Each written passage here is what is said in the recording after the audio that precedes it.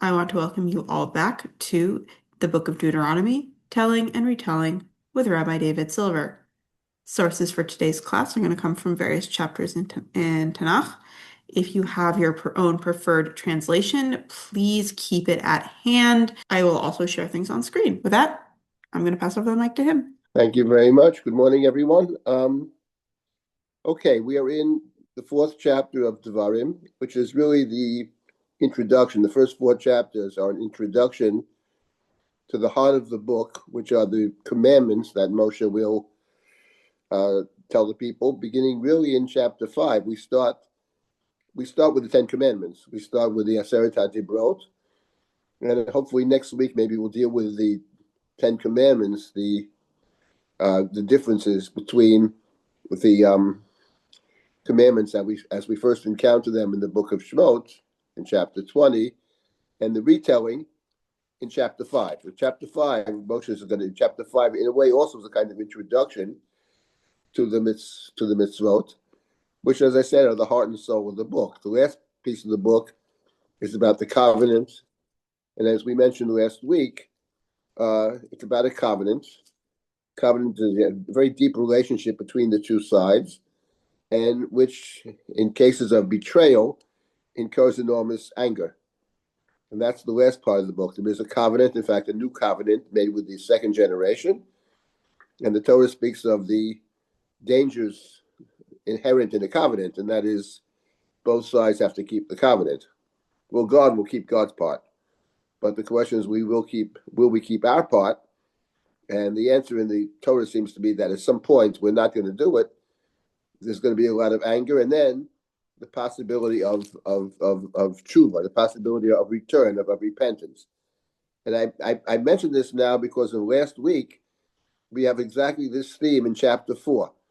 We discussed this last week, when the Torah speaks about at some point in the future, there's going to be a worship of these idols that Moshe has warned against in chapter 4, and that the book of Devarim takes as a central theme of the book, the prohibition of worshiping idols, because that's a betrayal.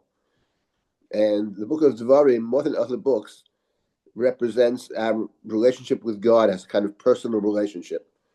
We'll touch upon that point many times in our study of the book.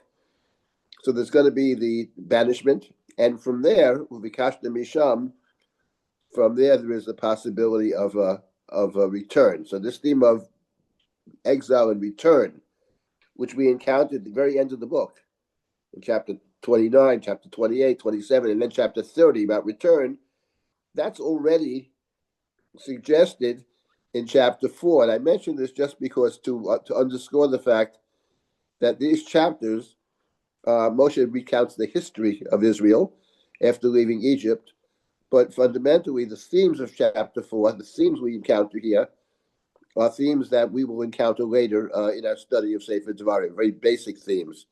The possibility of return, the God who will bring us back because the covenant still obtains. Even though we violated the covenant is not totally broken. So there's always the possibility of return. Okay, I mentioned that last week, and now I mention it again, just to point out that these chapters are both a telling of the past, but more importantly, setting up the future. So let's pick up our story here, and I want to just touch again this morning upon again, some of the very basic themes of Sefer Devarim that we encounter in chapter 4.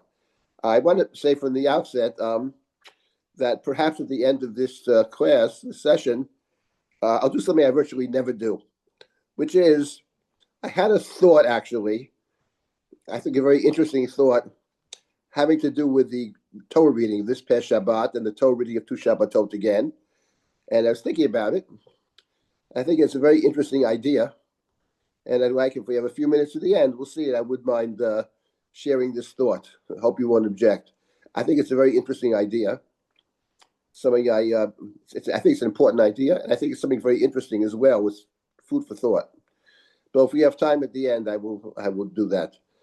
Okay, so we're in chapter 4, and I just want to pick out in chapter 4 some of the very basic themes that we will encounter in this book. Okay, so let's begin with verse number 32.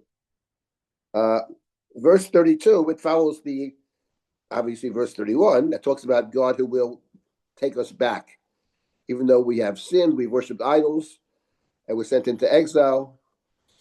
And from there, we'll be kashta misham. From there, and the suggestion last week, it was from a recognition that the idols that we worship when we leave the land, because when we leave the land, we become part of other cultures, we worship their idols, their gods.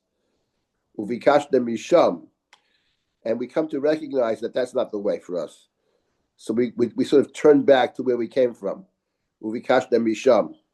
And if you seek God with all your heart, you seek, right? Uvikashtem, you levakesh, and then drisha, then kitid rishenu. You search with all your heart, with all your soul. That's a Devarim term. Then your God will take you back, because God is a merciful God. God will not utterly destroy you. God will not forget the covenant. That's verse number 31. And then you come to verse 32. Ki shalna v'yamim rishonim asher hayu lefanecha.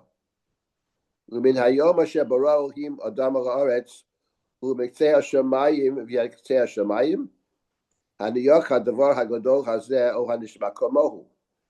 Hashema om kol Elohim medaber mitoch ha'esh. Kasher shemato atov v'yechi. O hanisol him lavo l'chachat lo goy mikerev goy.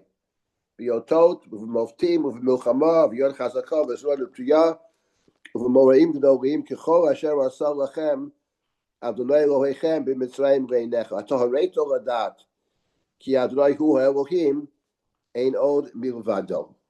So these few verses, these are the few verses. I want to focus on these few verses and to pick up what I think are some of the very basic ideas that will accompany us through our study of Sefer Devarim. First of all, we notice that actually in these verses, it talks about our past, right? Our relationship with God and what forged this relationship. And what's mentioned specifically are two things. There are two things that the book mentions specifically. The first of which, in verse number 33, is Hashema om kol Elohim midaber mitoch ha'esh kasher shamata atav vayechi. That you, the people, have heard God speak from the fire. Okay, we spoke about the fire representing God's jealousy, verse number 24. We talked about that. But the point over here is that what the fire represents over here is not a destructive force. The fire represents God's presence. God speaks out of the fire. And we all remember, certainly, that the first time that God speaks out of the fire, the first time God speaks out of the fire was the incident of the burning bush. And that fire actually did not consume the bush. Hasneh boer ba'esh, v'yasneh einenu ukal.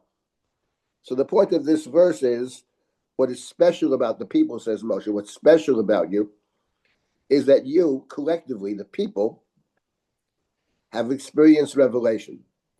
You've experienced God's presence. That's the story of Sinai. That's the event of hearing God's word, of receiving the Torah, which in the book of Devarim is actually front and center. More than any other book, it is the critical event. And it is an event that everybody experiences. It's not just one set of people, not just the priests, not just the leadership, but you, all of you, have experienced God's presence. And that's a very important theme in the book of Devarim. And that's a very important theme, I would say, in our tradition. The idea that the receiving of the Torah, and we'll talk about this next week, to what extent everybody heard everything. That's a whole question. Question in the Torah, it's a question among the various commentators. How much did the people actually hear and understand at Sinai? But they heard God's voice, and they understood certainly some of what God was saying, that's for sure. This idea that, I would say, Jewish education is necessary for all Jews is something that emerges out of Sefer Devarim. That's what Sefer Devarim is emphasizing. Probably not true of other cultures necessarily, that everybody has to be educated. But it's something that the rabbinic tradition picks up, and it actually plays out. For example, later on in this book, Torah says, towards the end of the book, that every 7 years on the festival of Sukkot, someone is to read the Torah to all the people, men, women, children. Everybody has to hear the Torah being read to them every 7 years. And that event, called Hakel, clearly is a re-experiencing of receiving the Torah at Sinai. And I believe I mentioned this last week. That's as far as the Torah is concerned. But the Chachamim, our sages of the past, introduced something else, which is reading the Torah Mondays and Thursdays, and reading the Parsha on Shabbat, and reading the Torah on festivals, kind of communal Torah reading, which picks up on the idea of Sefer Devarim. Sefer Devarim is emphasizing that the Torah is for everybody. Everybody heard God. Everybody experienced God's presence at Sinai, where there were commandments given. There's a content to it. And the Torah says that event has to be recalled every 7 years. Comes along the rabbinic tradition and says has to be recalled every week. So this is something that's emerging from Sefer Devarim. And it touches on another point about the importance of this book. And that is that much of our liturgical practice and much of our ritual practice emerges from Sefer Devarim. I mean, the first mitzvah, when you get beyond the 10 commandments, what is the first? Moshe starts. Okay, there are a lot of various commandments in Sefer Devarim, much more than any other book. But what actually is the first commandment? When you get past the 10 commandments, what is the first thing that Moshe says? The first commandment that we find in the book of Devarim. Does anybody happen to know what it is? The first commandment. It's found in chapter 6, actually, and we'll get to it. We'll study it obviously more in detail. But let me find it over here. I believe it's in chapter 6. Yes, it's chapter 6, verse number, what is it? Verse number 6, I believe. Can't see over here. Verse number 4. 4? Yeah, verse number 4. These are verses that everybody here knows. Everybody knows them. And the first verse is Shema Yisrael, Shem Elokeinu Hashem Echad. Shema. And this is really the first mitzvah. We'll talk about this in some detail when we get there. But what's interesting is Shema Yisrael Hashem Elokeinu Hashem Echad. We know this is pretty much, this is basic. It's recited twice a day. Not only is it the first mitzvah in the book of Devarim, it's the first Mishnah in Seder HaMishnah. The Mishnayot start with Tractate Brachot, and the first words of the Mishnah, Me'ematai Korin Kriya Shema Bia Arvit. When do we recite the Shema? At night. Because the verse in the Shema says, B'shach b'cho, when you go to sleep or when you arise. So you're talking about, there's nothing more basic than the Shema. And this emerges from Sefer Devarim. It's one example, and there are other examples. It's a book, I say, our liturgy. Haggadah Shel Pesach, the Seder. Pretty basic. Shema and the Seder. The text of the Seder is from Sefer Devarim, not from Sefer Shemot, as you would expect it, the book of Exodus. It's from the book of Deuteronomy. So there's something about this book that's incredibly important. And what it is Moshe is not just telling us a story. Here we come to another basic idea of Sefer Devarim. Nothing's more basic. The term that is used, Moshe uses about himself, Moshe says, I have taught you. I teach you the laws. The idea of Moshe Rabbeinu, Moses, our teacher, is something fundamental to Sefer Devarim. And Sefer Devarim picks this idea up. Moses is our teacher, but we are all teachers. We have to study for ourselves. One of the basic themes is educating the next generation. It's something very, very basic. And the Torah uses different terms for education. We'll talk about that maybe when we get to the Shema. We encountered it earlier. Do not forget the experience of Sinai. We studied it. You should inform your children, your grandchildren. So this idea of we have a teacher. In the book of Devarim, Moshe is not just relaying information. Moses is teaching us. And that the idea of Sefer Devarim is that we have to study ourselves and we have to impart some wisdom to the next generation. That's a fundamental Sefer Devarim theme. That's the idea of Torah Shebaal Peh. That's the idea that Jewish learning has to be for everyone. And I just want to underscore the importance of this book. It's not a book that has too many stories, but it's an incredibly important book in terms of Jewish practice, Jewish tradition, etc. But we can't emphasize that enough. It's a very important point. Okay, so now that's the first thing. First thing Moshe says is to remember the fact that God spoke to you at Sinai. That's verse number 33. Then when you get to verse number 34 that I just read, in chapter 4, verse number 34, then we have a different point. It doesn't mention Sinai, but verse 34, Hanisa Elohim wakachat lo goy mikerev goy. Right. Or has any God ventured to take for God one nation from the midst of another? B'masot, b'yotot, b'moftim, b'milchama, b'yad chazaka, v'zvod etuyah, uv'moraim gedolim. How many ways does the book of Devarim say, what did God use to take us employ to take us out of Egypt?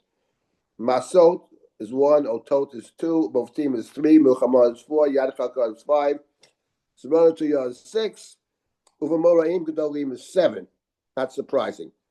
Seven different ways, or the way God employed, God's described as doing, as acting in the Exodus, like miracles, wonders, war, etc., outstretched arm, etc.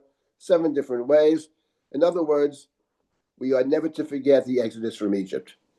Here the Torah emphasizes Yetziat Mitzrayim, and the fact that 7 different ways, we could not have exited Egypt ourselves. We were slaves. We had no way to do it. God took us out of Egypt, but there's another point emphasized in this verse, and that is Lokachat lo goy mikerev goy. And that's a very, very important idea, namely that Israel is taken out from a different nation. In other words, that the culture of Israel, that the obligations of Israel are different. And that's the whole idea over here, and that actually links these two events, because at the 10 Commandments, Matan Torah, God sends out sort of a blueprint what it means to be a Jew, and it means you don't necessarily have to follow. You shouldn't necessarily follow what other people are doing. You have your own set of responsibilities, as we encountered this earlier in our study, chapter 4, in this introduction. The heaven and earth. God in this book is the God of Eretz, Shamayim and Eretz. Those 2 words appear constantly throughout the book. Over here as well. If you look up to the heavens, don't worship those constellations and the planets and the stars. That's for the others. That's for the other nations. But you can't do that. You ain't no milvado. You have only God. And that's the idea of goy mikerev goy. One nation from in the midst of another nation. It means a separate set of obligations, responsibilities, etc. We never measure it by what other people are doing. We should only measure whether it's right or wrong. And that's something very basic. So here we have these 2 events, that the Exodus, to remember where we came from, the Exodus, and to remember the rules, the laws, which the book of Devarim emphasizes over and over again, are necessary to actually stay in the land. We'll talk about more next week about this.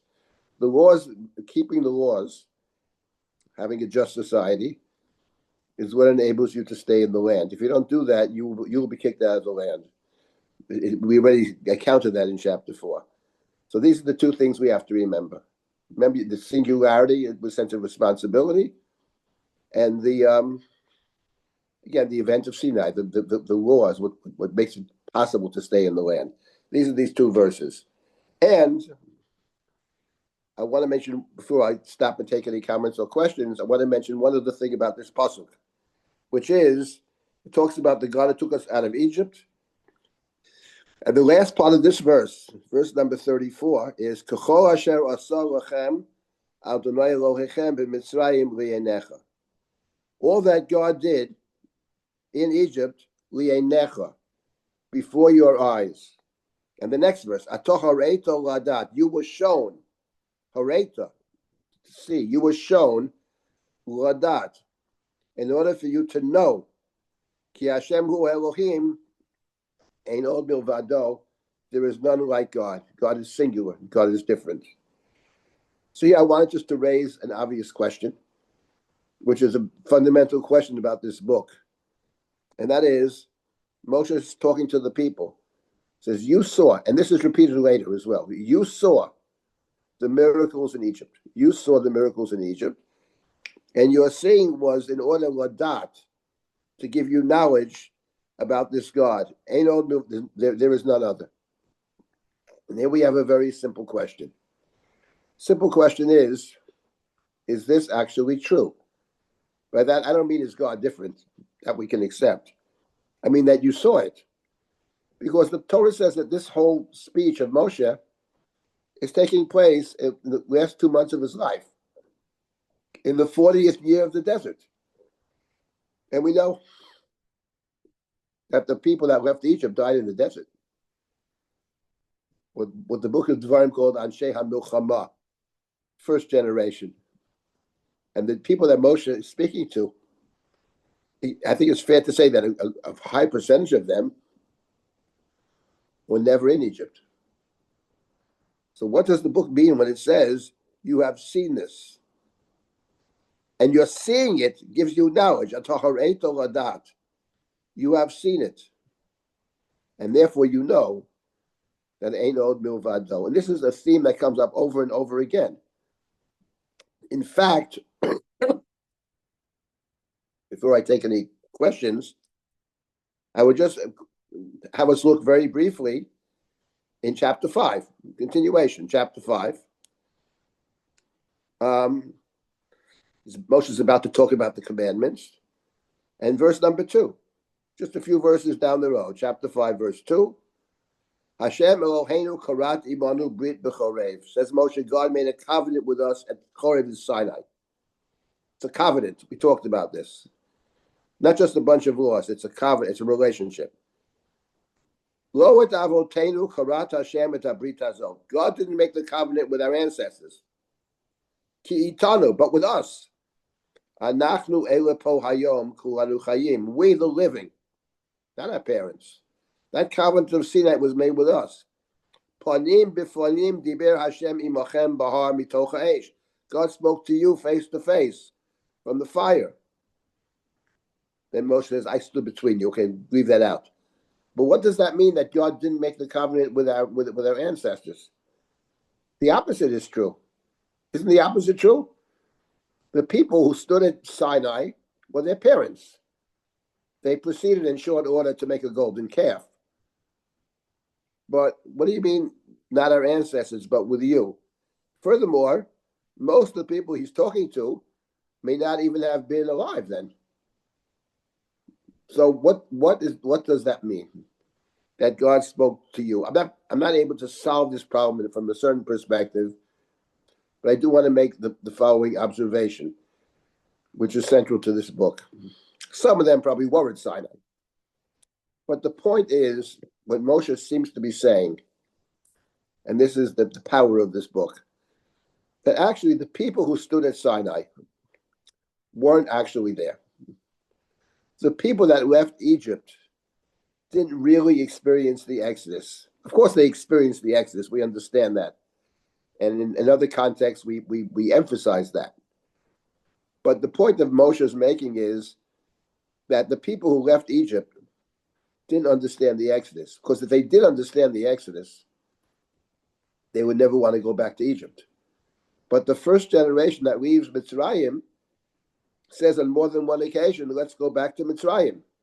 In the episode of the spies, Nitna Rosh v'Nashuva Mitzrayim. Let's get a different leader. Let's go back to Egypt. If you want to go back to Mitzrayim, it means on a certain level you never left. Spiritually, intellectually, if you really understood what it means to be a slave, would you want to go back to Mitzrayim? Of course, there's security and there's watermelons and cucumbers, they got it.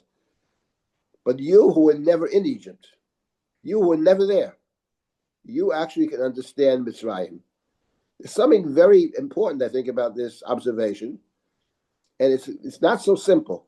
In other words, what gives sometimes people an understanding is a kind of critical distance. So the people that were never there, you were never in Egypt.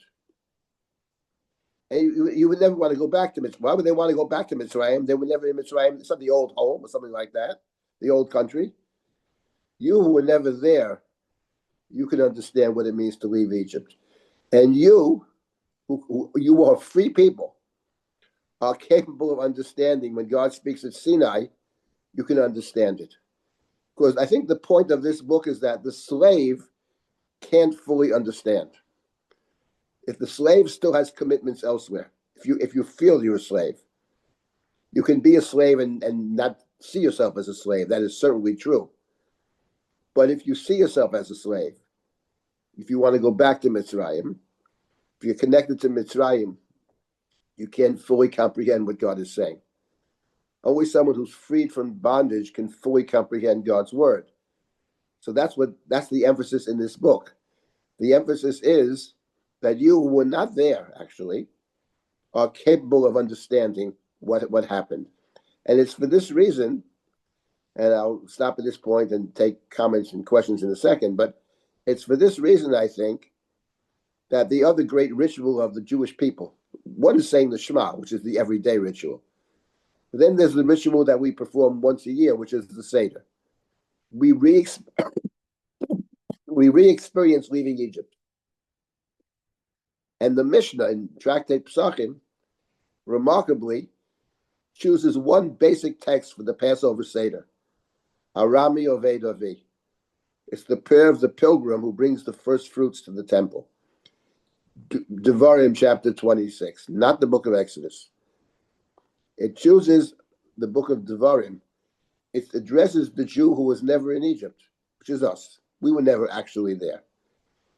And the point is that the one who was never there says, Arameo, my father was a wandering Aramean, and we went down to Egypt, and the Egyptians harmed us and enslaved us and tortured us there. The person who's saying this was never there, but he talks about us. Vayareu otanu hamitzrim, vayanunu, vayanu oleinu avodah kasha. It's the Jew who wasn't there. The book of Devarim makes the claim that from a certain perspective, the one who was never there, who has a distance from the event, is actually more capable in a certain way of understanding it. Now, I just want to say that the other side is also true, that the people who experience it, who experience slavery, can understand slavery from a certain perspective where the outsider can't understand it. There are many things in life that unless you live it, and you've been through it, you can't understand it. All kinds of situations. I don't have to get into it now. People who suffer with certain situations, other people in similar situations totally get what they're going through. But someone who's never experienced that difficulty can't understand it. So it cuts both ways. But the emphasis I want to make over here, and the emphasis of these verses is, Atahareto ladat. You are able ladat to understand. And that takes us back to the other important theme of Sefer Devarim, ladat. Knowledge in this book is central. It's probably related to the centrality of teaching. Through knowledge, you can experience. Atahareto ladat. Okay, let me stop here for a moment and take any comments or questions. I know I said many different things here, but they're all emerging from these few verses in Sefer Devarim, and it's a very good introduction in a way to the mitzvot that we will spend a lot of time on, which are the heart and soul of this book. Yeah. Okay, are there any comments or questions about anything Yeah. that we've discussed till now? Nothing in chat, I'd but like to Yes? say that we see it in our own time, certainly in my own time, because those who came to the United States, who experienced the pogroms and the hardships, they yearned for the Altaheim, not their children. Right, no, for sure. And it's actually very interesting that, it cuts both ways, as I said. It's because, they also have what's also happened is that maybe it's related to what you're saying as well, is that some of the people that were never there, they have this idyllic picture of the past. They think it was so wonderful, it's all this. People that lived it, they may want to go back there, but they have no illusions about it. They don't know. But this other idea that that it comes up often in terms of the yeshiva world. Oh, everybody in Europe was studying Torah all the time and this kind of stuff, which has no basis at all in any kind of reality. There were very few people studying in yeshiva in Europe. They had to start working when they're 7 years old. Let's start with that. And the fact is, so there's this mythic description of Europe, mostly from people that were never there in the first place. And as you say, I grew up with survivors, and those that, in a way, remember fondly certain aspects of the past. By the same token, they don't actually want to go back there. They have certain yearnings for it, they have certain memories, but Yeah. they have no illusions about it either. So, yeah, it certainly cuts both ways. Yeah. Anybody? Rabbi Silber, Yeah. this is one of the basic foundations of psychoanalysis, that you undergo your childhood without self-consciousness, and that you recapture your own childhood in a different way from the position that you are in now, and that has a lasting and healing power. Right, and I think that that's actually very important. I don't want to give a misimpression. I think that connecting to the past, I mean, the Seder is certainly that way. At the Seder, we don't, in general, our tradition does not say that the people that left Egypt were total failures, and let's start history from entering the land. The opposite is true. The great memory that we are, the instruction in the Bible in general, to remember, both in the Chumash and in our tradition, Zecher Yetziat Mitzrayim. I mean, what we are remembering is the Exodus, because those people made it possible for the next generation. We at the Seder, we say that it's a combination of the two. True, the ones that left Egypt only took us so far, but they did leave. But in fact, they don't go back. In fact, they took that step out of Mitzrayim. We have to build on what they started. So that part of it is certainly true. And I would say that remembering the Jewish people, remembering, this is a much bigger discussion, but I think remembering our past in terms of exile and persecution and what we Jews accomplished in exile and persecution, that's very important. And I think one of the issues with the founding of the state of Israel, some of the people there, some of the early Zionists, non-religious Zionists, I would add, there was an attempt in Israel to sort of blot out the past. Here we have the new Jew with muscles and the kibbutz, and everything in the past was to be forgotten. And like that was to me a tragic mistake. And it's over time, I think it's to some extent it's been corrected, but it's part of our past, and it's actually the formative part of our past. So as you say, to have a healthy relationship to the past without idealizing a past that had great difficulties and terrible persecutions even before the Shoah. So that's really the I think that's what this book is trying to wrestle with. I think that one of the many things. And Moshe says it. You have to remember the Exodus, what God did at the Exodus. Remember that, the great miracles that you saw. Okay, maybe you didn't actually see it, but you know about it. And the book presents it as if you saw it, even though we know most of them never really saw it. And therefore has to be part of your intellectual approach to the world. The word ladat is very central. Ladat. You can know. So, yeah, so one of the ways we do it is through our study. We're studying together this morning. And we are, in a certain sense, connecting to those events in some very profound way, even though and we're Rabbi not Silber, there. Yeah. And one of the new and revolutionary aspects of Judaism as a religion is that it goes from repetition to remembrance. That if you remember, then you don't repeat, or you don't repeat the same way. Well, we hope that. We certainly hope that's true, right? Yeah. Those, what does Santayana say? Those who don't learn history are doomed to repeat it. And I think that history is important, but it's also important to understand that no two situations are actually identical. There are no two situations. Every situation has to take into account the present situation. Okay, these are actually big issues. Is there anybody else? Or they could have been Yes. they could have been children in Egypt or the children of parents in Egypt. So they saw, but with a one generational distance, and learned through the experience of their parents. Right, that's certainly the case. I think there must have been some of these people because, they're 40 years in the desert, but some of them might have been 10, 12. The Torah said those people over 20 who died in the desert. So you could be 18 years old and you would be alive. And 18-year-old, you have plenty of experiences. It's not true of all the people. That's certainly the case, that some of them must have been there and seen what happened to their parents, et cetera, et cetera. And that's an important point. But I'm just saying that the majority of the people, I presume, were actually never there.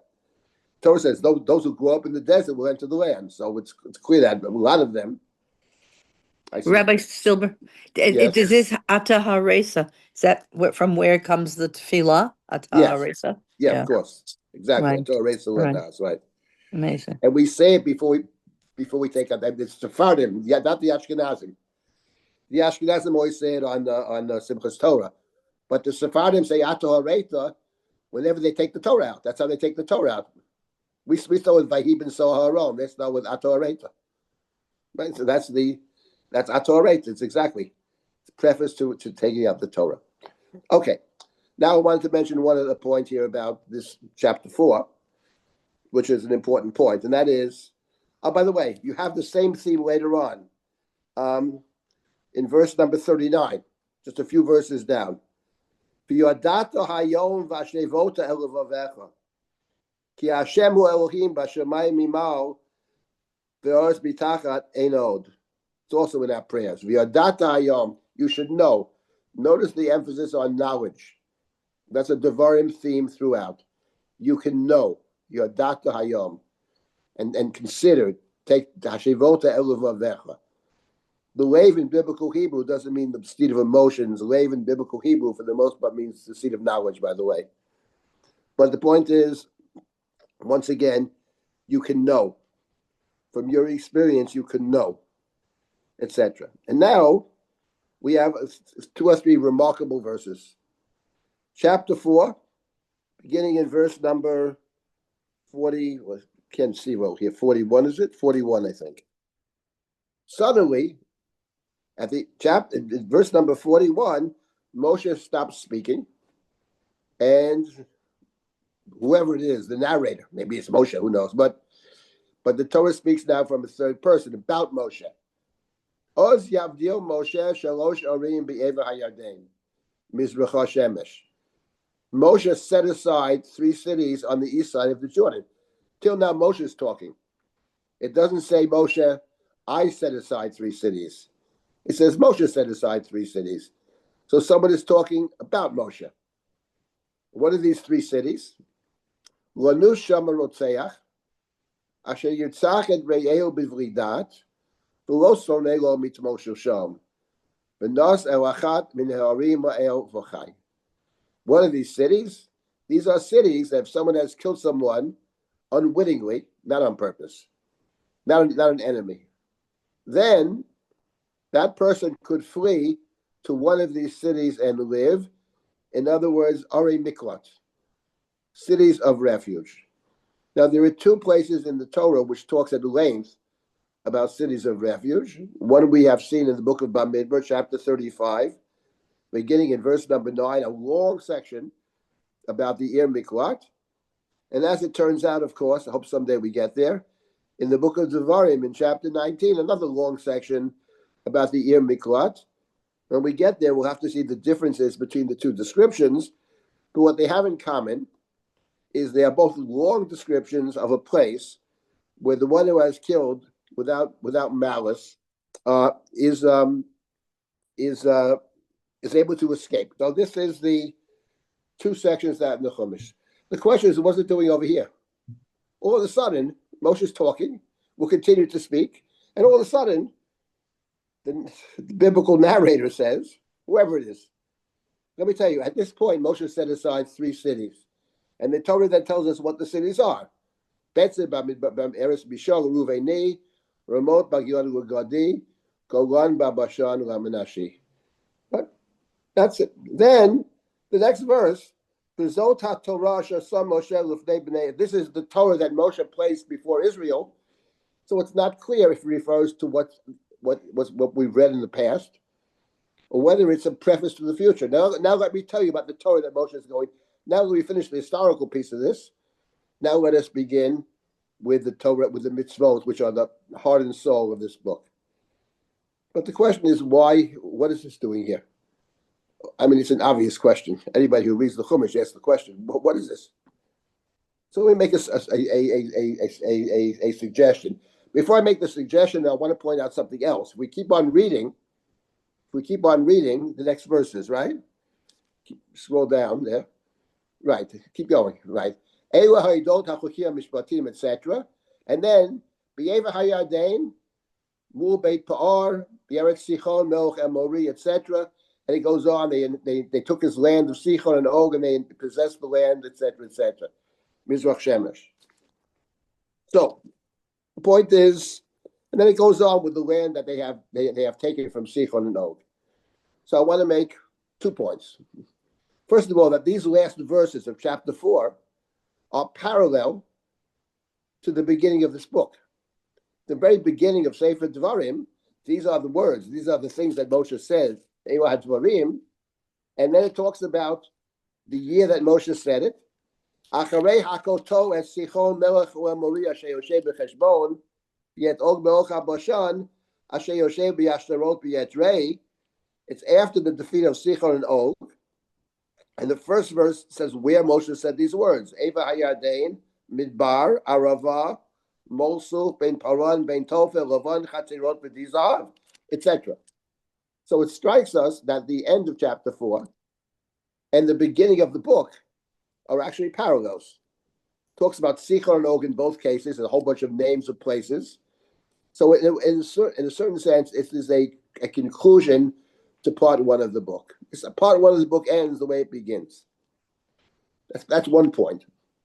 But what I wanted to emphasize is a point that we had discussed earlier, which is how the book of Devarim presents the land of Sichon and Og. And the way the book of Devarim presents the land of Sichon and Og is that it actually is the beginning of the conquest. In other words, when you read the book of Bamidbar, which talks about the story of Sichon and Og, what it sounds like over there is Israel wants to cross over to the other side. They can't go through Edom. Edom blocks them. How are they going to get through? They want to go through Sichon. Sichon comes to attack them. They defeat Sichon, and they take the land of Sichon. It sounds like it just so happened that way. Because had Sichon not come out to fight us, we would never have taken their land. But when you read the book of, and that's why in the book of Bamidbar, when Gad and Reuven want to possess the land there, Moshe gets very angry. You don't want to cross over to the other side, etc., etc. But over here in the book of Devarim, there's no sense of anger at all when Moshe talks to Reuven and Gad. You could be here, he says, you have to go fight, you come back, etc. There's no anger. Because the book of Devarim is saying that the conquest of Sichon and Og is in fact the beginning. You have begun the conquest. Moshe in Sefer Devarim is alive when Israel begins to capture the land. Which is why he says to God, you have begun to show me, and let me at least cross over and be there when we complete the work. So therefore, what signifies that the land is yours? What is essential to possessing the land? What is essential to possessing the land in the Chumash is the cities of refuge. The cities of refuge appear in chapter 35 of Sefer Bamidbar. Sefer Bamidbar talks about you're going to get to the land. It tells you the boundaries. It tells how the land is to be divided according to the tribes. There's the story of Salafchod's daughters, who gets what, etc., etc., etc. And in that context, the Levium have to be given their cities. They have no land. Each tribe must give cities to the Levium. And then it talks about at length cities of refuge. Because what cities of refuge are about, cities of refuge make it possible to keep possession of the land. Because what cities of refuge are intended to do is to diffuse any possible internal strife. Reuven killed Shimon by mistake, okay, or negligence. But now the relatives of Shimon say, we'll take vengeance on Reuven and Reuven's family. And it's a never-ending spiral. And what the cities of refuge say is, no, we're taking this revenge or whatever out of the hands of individuals. We're putting it in the hands of the collective. If it's accidental, if it wasn't intentional, we're going to secure the safety of the person who unintentionally killed somebody else. And this way, there will not be the violence. Because otherwise, if you let people carry out their own justice, you will have anarchy. You can't have people determining that they are going to decide how to behave. It's got to be a communal thing. It's got to be done communally. Otherwise, you have bands of people running around, and they're going to take vengeance. They may even think they're doing the right thing. But that's how societies get destroyed. So the point over here is, what the Chumash wanted to emphasize in Sefer Devarim is that from the standpoint of Moshe, we have begun the conquest. It's not just happened this way. This is the beginning of the conquest. And to make that point, Moshe, says the Torah, sets aside the cities of refuge. Cities of refuge are essential to actually possessing the land. But that, I think, is the reason that at the end of this section number 1, the introduction to the book of Devarim, that we have the cities of refuge. Okay, now let me stop here and take any comments or questions. I know we still have some time. First Aviva, and then I have a question in chat. Yeah, go ahead. What struck me is that he's talking, and this isn't about now, it's about what you were talking about earlier, that it's experiential learning.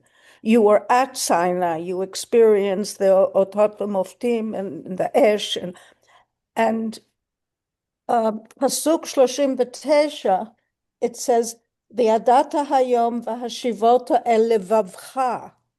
Right. And that you learned it in your heart.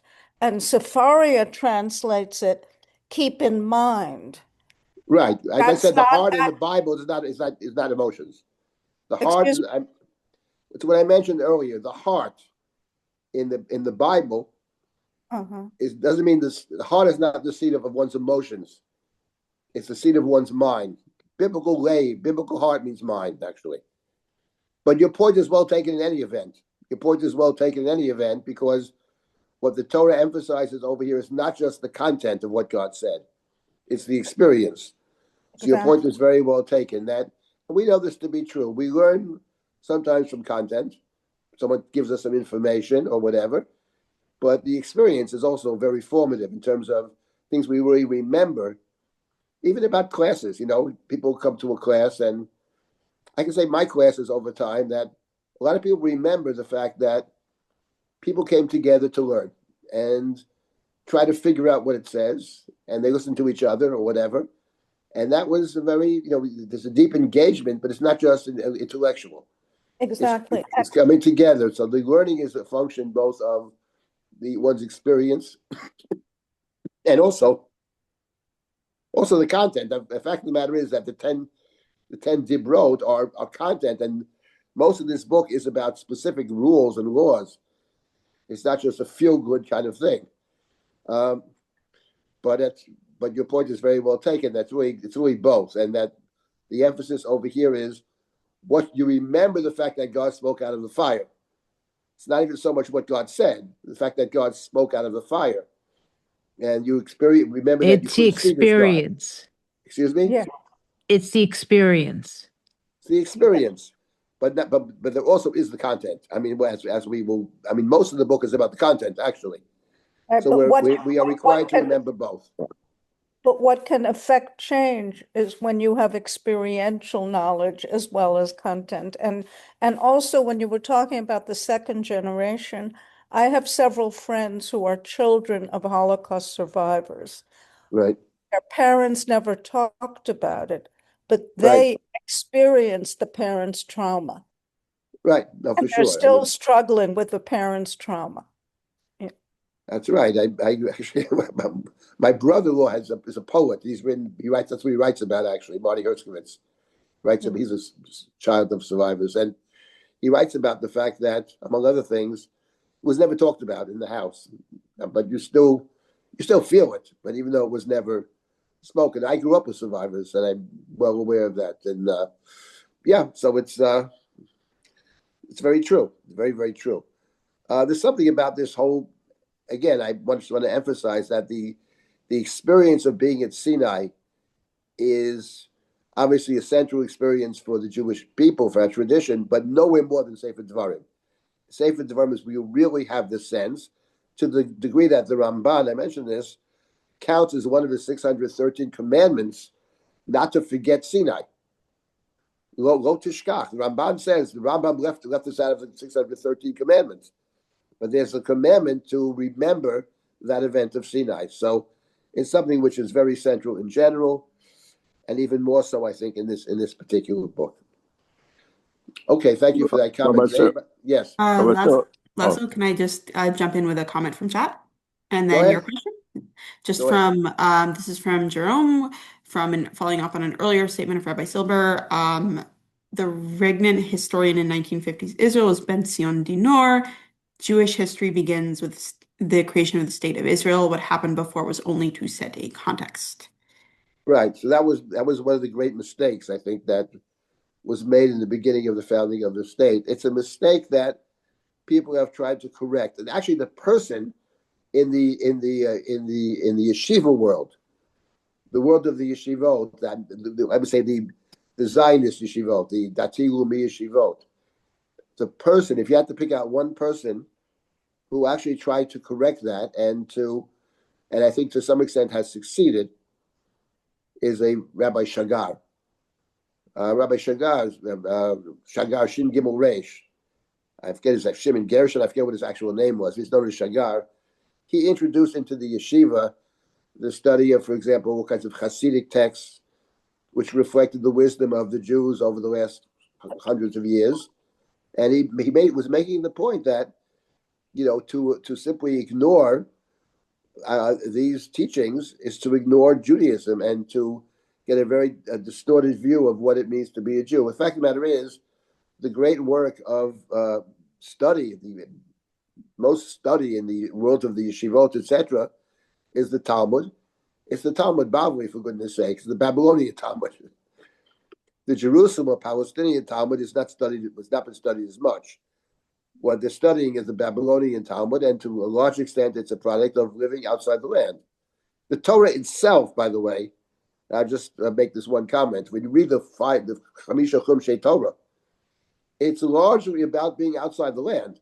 There's very little in the Chumash about being in the land. In fact, the land is the place that we don't actually get to. It is the aspiration, there's no question. And for a while, Yaakov and Avram lived there. But most of the story is about Egypt. It's about getting out of Mitzrayim. It's about looking towards the land as the goal, yes. But the story actually takes place outside the land. Jacob blesses his children in Egypt, and Moshe blesses the tribes on the plains of Moab, not inside the land. So to forget that is a bad mistake, and it's very true that many of the early Zionists, the founding of the state, they're not religious ones certainly, They rejected the past for many reasons. One was that they saw the Jews as basically weak. They couldn't fight their battles, and this is a different Jew who's going to be able to we can defend ourselves, which is a great thing. But to simply discard the past was a decision that was made, and I think a terrible one.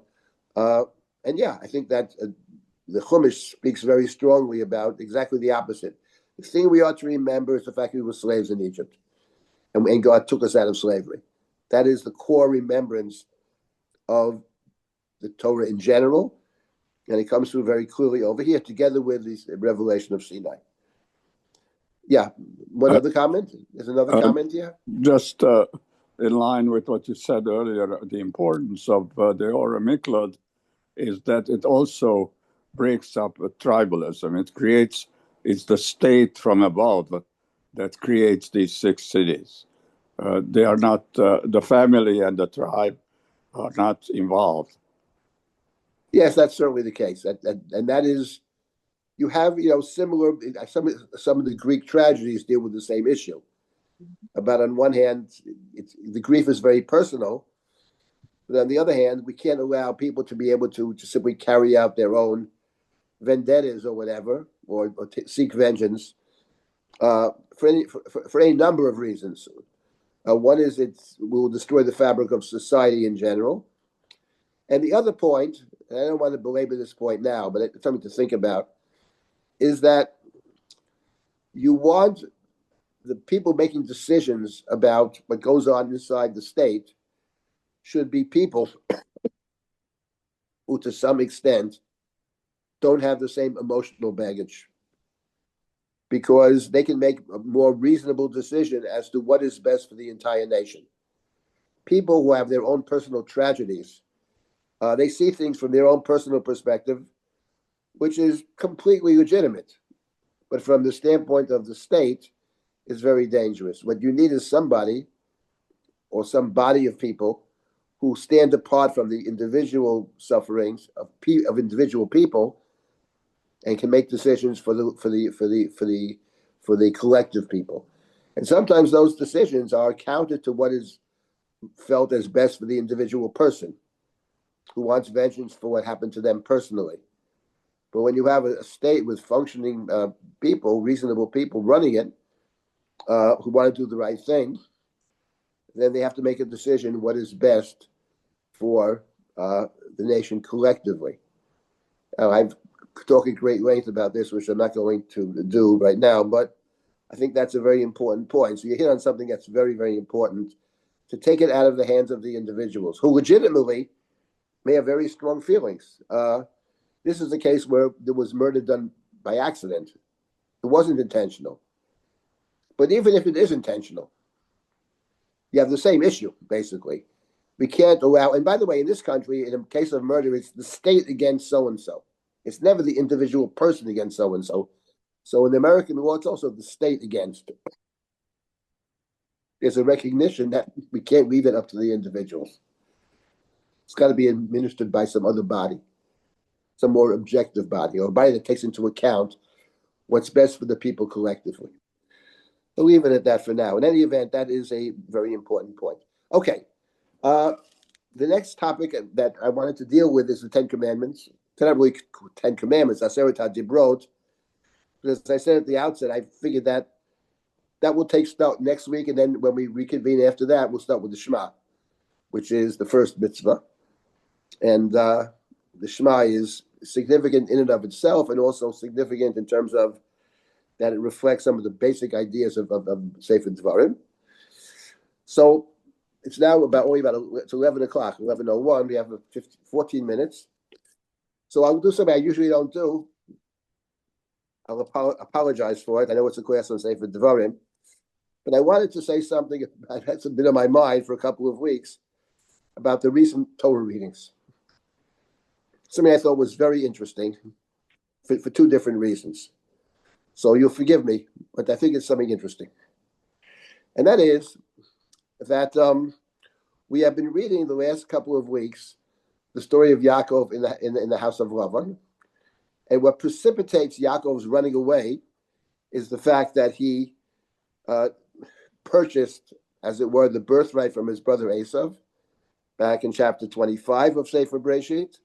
And then in chapter 27, he dresses up as his brother. His mother tells him she heard Yitzchak saying he's going to bless Esav before he dies. And she wants Yaakov to get the blessing. Yaakov is hesitant. He's afraid he'll be found out, but his mother says, whatever, don't worry about it. Yaakov said, maybe he'll find out. He'll touch me because I'm a very smooth skin and my brother's hairy. He'll find out it's not Esav. He'll bring upon me a curse and not a blessing. And then Rivka says, son, the curse is on me. Don't worry about that. She dresses him up. She prepares the food. We know the story. He walks into Yitzchak. Yitzchak is immediately very suspicious. I can't get into this for good reason. Doesn't sound like Esav. Esav wouldn't talk this way, etc. How come he back so fast? And in short, at the end of the day, since Yitzchak is blind, and since he's dressed up in skins, so he feels like Esav, he's able to fool Yitzchak, and Yitzchak gives them a bracha. Esav finds out afterwards, he's very angry, and Yaakov has to run away to his uncle, to Lavan. His father blesses him before he goes and says, listen, he doesn't know about the other business apparently. He says, go to your mother's brother and find yourself a wife. Find yourself a wife. Esav has married Canaanite women, and Yitzchak says to Yaakov, go to the house of Lavan, marry one of his daughters, etc. That's the story. We know the story. Yaakov runs away, but before Yaakov gets to the house of Lavan, he has a dream. Famous dream. He goes to sleep, and these dreams, he sees a ladder or a staircase to heaven, and the angels are walking up and down the staircase. And God speaks to Yaakov, and God says to Yaakov, the land on which you are lying will be yours, and you're going to be going away. I'm going to protect you. I'm going to watch over you. I'm not going to abandon you. That's the story. And one of the interesting questions, of course, I could talk about this for several hours, but let me just take 10 minutes. What is this idea of the angels going up and down the ladder? How is that relevant to what God says to Yaakov? Well, what is the relevance of the angels going up and down the ladder? And I believe the simplest understanding is that you remember that before Jacob runs away, his mother says to Yaakov, listen, your brother's very angry. Run away, go to my brother Lavan, and stay there for a little while, Yomim Achadim, stay there for a few days, till your brother's wrath stops. He'll forget about it in a little while. And when that happens, I will call you back. I'll send for you and bring you back. You go away for a few days. And when Yaakov goes to sleep, and he has the dream, God says something else to Yaakov. God says to Yaakov, I will bring you back. Hashivoticha, I will bring you back. Not your mother. I will bring you back. And by the way, it won't be a few days. I will protect you. I will guard you. I won't abandon you. That's not the way you speak to somebody who's going away for a few days on a little vacation. You're going to a place of great danger. But I'm gonna bring you back. I send my angels out and I bring them back. And Jacob, you are my angel. That is to say, you have a mission.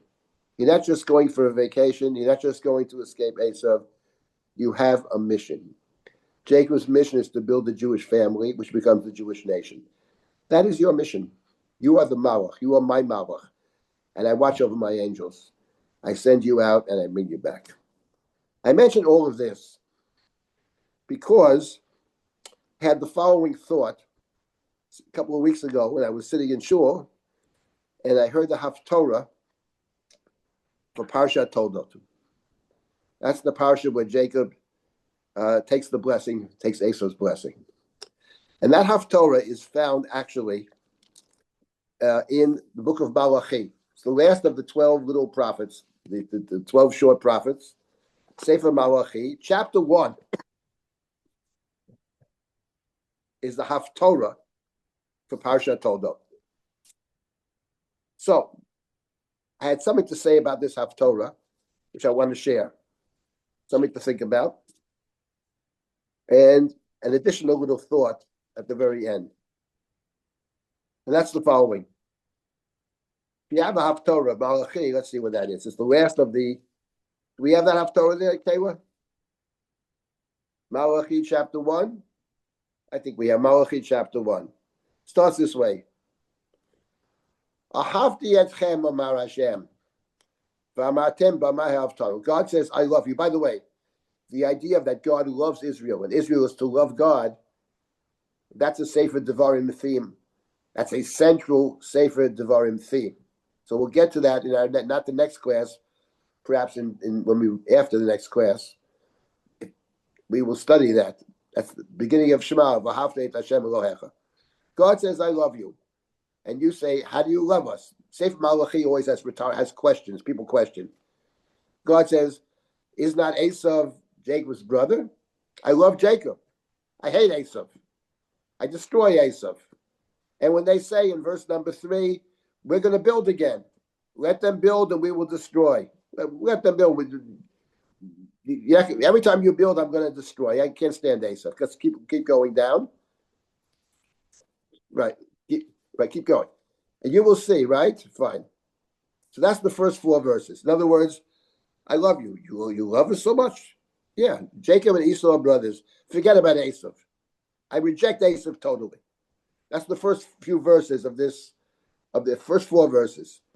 Now says the prophet, let's turn our attention to something else. Not about Esav. Forget Esav. Let's talk about Jacob. Bein yechabed av v'eved adonav. A son should honor his father, and a slave his master.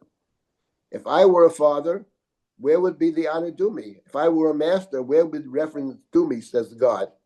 You have scorned your, but you ask, have we scorned your name? They're always asking, what do you mean? And now the Haftorah continues with the main point. I'm not going to read through the whole thing. What is the main point? That when you bring sacrifices to me, right? We just scroll down, you see.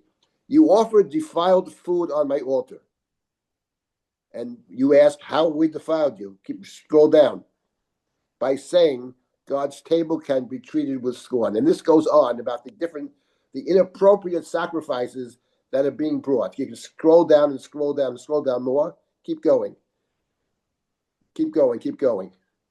Keep going. Right. Now, let me stop a second. Fine. If you look at this Haftorah, just go back and look at it. When you read a Haftorah, the question is always, what is the relationship between the Parsha and the Haftorah? And in order to explain this in the next 5 minutes, I want to make the following observation, which is a very important one for understanding of the Chumash. And that is that the story of Jacob being blessed by Yitzchak in chapter 27 of Sefer Bereshit is what I call a transfer story. It's where the covenantal blessing of Isaac is going to pass over to one of his sons. At the end of the day, it's going to be Jacob and not Esau. Esau's out of the question. The first transfer story is the Akedah. That's when the blessing is transferred from Abraham to Isaac. And what is central to that first story is the sacrifice. The sacrifice is deeply related to the ability to transfer the blessing. Now, how that works exactly, I'm not going to get into now. Devorah, my wife, has a very interesting thought about that. She wrote about it 40 years ago. It's very interesting, quite ingenious. I'm not 100% sold, but it's very ingenious. That will be a separate shiur. Terrific. It's a transfer story. The point is that the sacrifice or the quasi-sacrifice appears also in the second story. And that's the food that has to be brought to Isaac in order to transfer the blessing. And the one who understood this is the prophet Malachi. I love you, says God. How do you love us? I've rejected Esav. Esav's out of the question. Let's forget about Esav. I'm not looking at Esav. I'm looking at Jacob. The first verse is, a son honors his father. Where is my honor? And when you read this, what do you mean, where's your honor? What have we done wrong? You bring to my table an inappropriate sacrifice. Talks about a stolen sacrifice, an inappropriate. Would you give this to your kings, to your leaders? It's Shulchan Hashem Divzehu, 3 times the word Bazah, which is the word the Torah uses for Esav, Vayivaz Esav et HaBechorah. And the point is that what the Haftorah actually is a critique of Yaakov. And it's no more and more obvious. And in this very verse of chapter 2, verse number 2, it says, listen, you priests.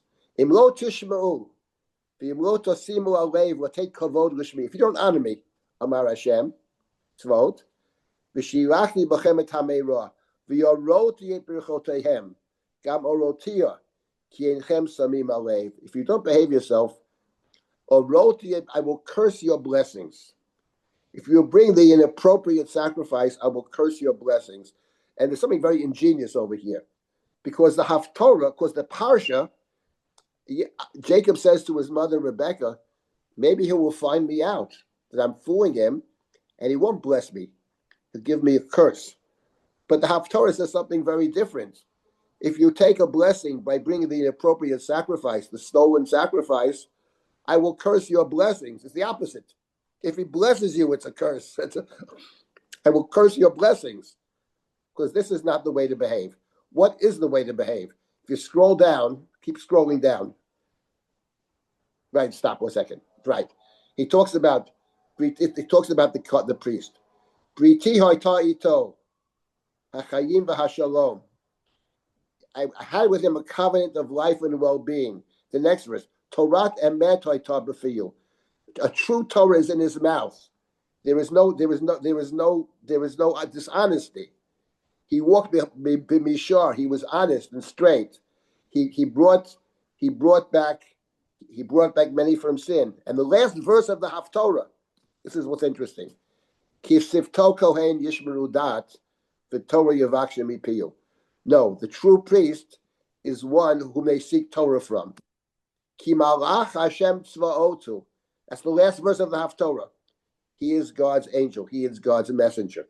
And what struck me was that the choosing of this Haftorah for Parshat Toldot has 2 pieces to it. First of all, it is a critique, and an interesting critique of Yaakov. And what it picks up on is something that is not obvious, that the food he's bringing to Isaac is a kind of sacrifice. But what kind of sacrifice is it? Ben Yecha Be'av, a child should honor his father. Is tricking your blind father honoring him? Of course not. But the true priest speaks the truth. Emet, he speaks the truth. Right? Why? Ki malach Hashem, for he is a malach. He's my messenger. And what the Haftorah, the last verse of the Haftorah, is picking up on next week's Parsha. That's when Jacob runs away. What does he see? He sees the angels going up and down. And God says to Jacob, you are my angel. You're not going for a vacation. You're not going to... You are going because I'm sending you there. You have a mission in the house of Lavan, a difficult one. And it's a mission from which most people may not be able to recover. But I'm going to protect you. I'm going to watch you. I'm going to bring you back. Ki malach Hashem tzvaotu. I thought this was a very interesting idea. First of all, the interpretation of the Haftorah, which makes total sense, obviously. But what's even more interesting is that you got to wonder whether the choosing of this Haftorah and the concluding Ki malach Hashem tzvaotu is actually picking up on next week's parsha, which is the first verse of Vayishlach Yaakov malachim ufanav, and picking up on the beginning of the parsha, actually the beginning of Vayetze, Ki malach Hashem tzvaotu, which is the beginning of Vayetze. That's when he first sets out, right? He first sets out. That's the Vayishlach Vayetze, Toldot Vayetze, the beginning of Vayetze. He sees the angels going up and down the ladder. So, okay, forgive me, it's not relevant to Sefer Devarim. I mean, everything's relevant to everything, but I thought this was a very interesting idea about the Haftorah. That the Haftorah is chosen for week number 1, but already anticipates the second week. And of course, the deeper point is, it's actually a very good interpretation of the story. It's picking up on the negative side of it, and that food that he's bringing, which you think is going to be you, maybe you'll catch me, and maybe I'll get a curse. Says the prophet. It's the opposite. If he doesn't catch you, is the problem.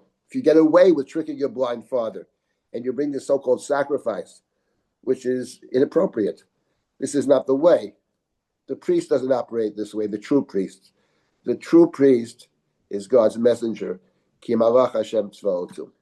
Okay, I'll stop here. Next week we will continue and complete the session with the 10 Commandments, the 2 sets of 10 Commandments. Looking forward. If anybody has any questions or comments, you can always email me, dsilber@drisha.org. And next week is also the BOEM lecture following this Yes. class. Should be very interesting. Yes, the BOEM lecture will be at next week. I very much hope you can join. You can sign up at drisha.org/classes. In addition to the BOEM lecture, we will be having a bit of a Yom Iyun on December 25th. If you are off for the day, please consider joining us. We will have a taste of Torah from Eretz Yisrael, including panel discussions, classes, and Rabbi Silber to finish it off and you can sign up for that as well at drisha.org/classes. Right. It's not so much a class. It's more about people talking about their own experience.